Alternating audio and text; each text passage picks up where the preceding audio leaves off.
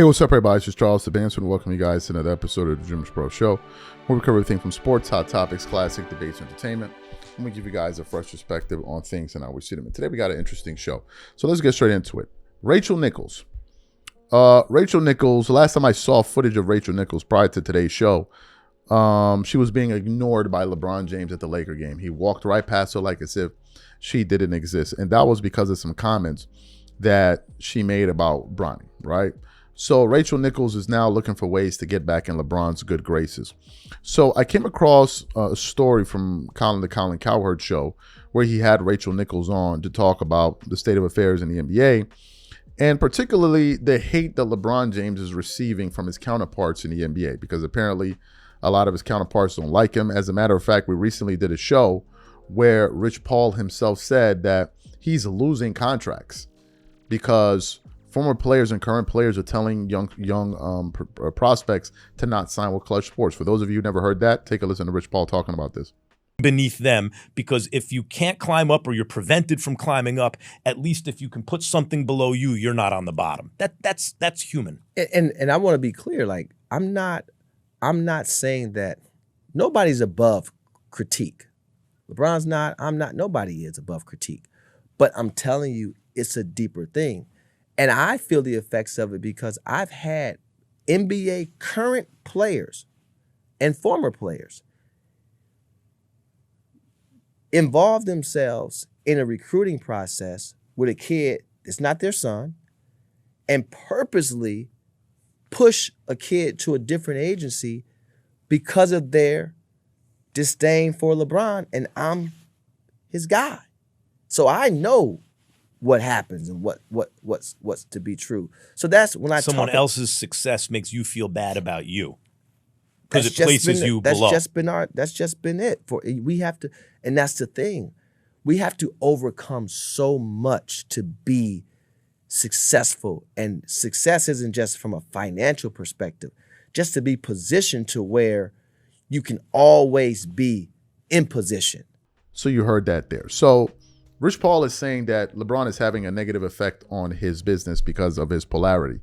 So anyway, I tuned into this clip, and essentially Rachel Nichols essentially is trying to explain away the hate and essentially say that the reason that all of these guys are hating on LeBron James is because they're jealous, because LeBron stopped so many people from winning championships. But before we even get into the sound from Rachel, today's video is brought to you by our sponsor, PrizePicks.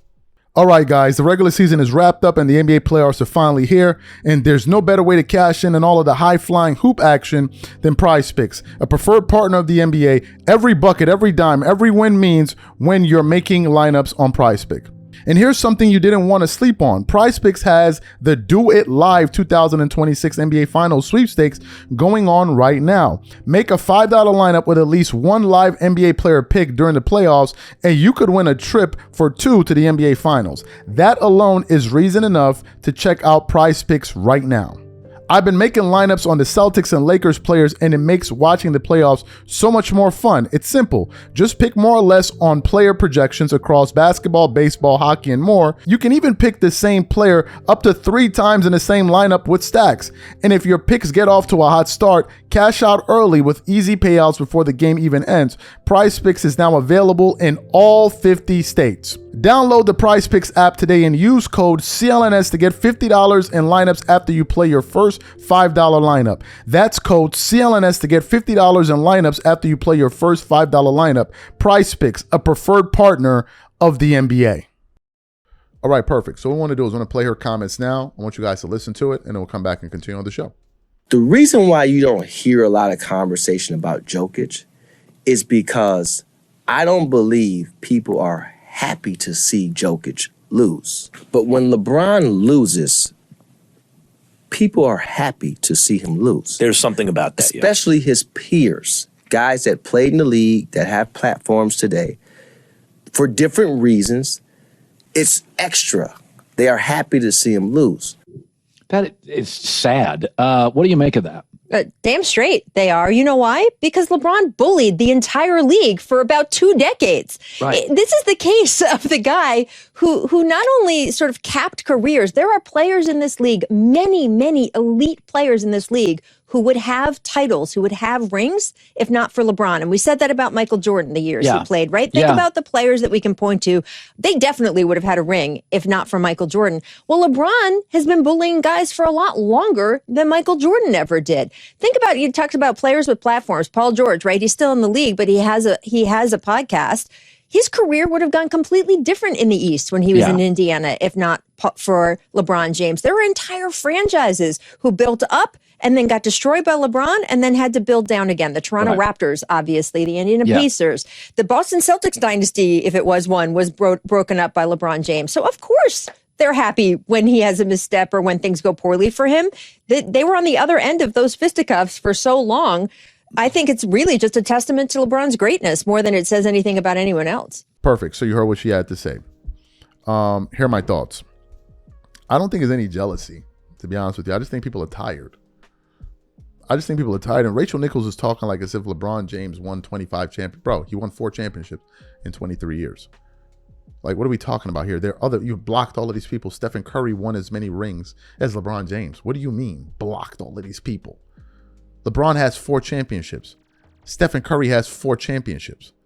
What are we talking about? Kevin Durant won 2 championships. Kawhi Leonard won 2 championships. You talking like as if nobody ate. How do you dominate an era when somebody won as many championships as you as Stephen Curry? What are you talking about? When Jordan won, nobody even came close to Jordan. He won 6. Who else came close to that? Who won 4 in that period? Maybe you may say, okay, Magic Johnson or whatever, but like Jordan kind of took off when Magic was kind of on his way out. What are we talking about here?